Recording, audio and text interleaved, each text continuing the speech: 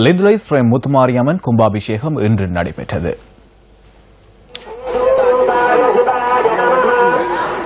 லிந்துலை ஸ்ரீ முத்துமாரியம்மன் கும்பாபிஷேகம் இன்று ஆரம்பமாகியது.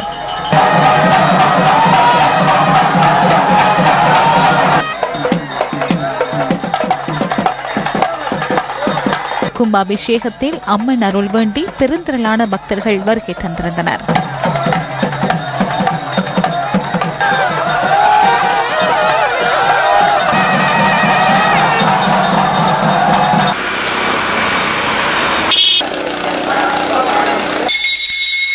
கல்முனை ஸ்ரீ மாணிக்க பிள்ளையார் ஆலய புனருத்தாபரண அடிக்கல் நாட்டு வைபவம் இன்று நடைபெற்றது.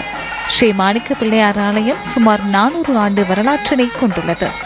ஆலய பரிபால சபையினரின் ஏற்பாட்டில் நடைபெற்ற இந்த நிகழ்வில் பெருந்திரளான பக்தர்கள் கலந்து கொண்டிருந்தனர்.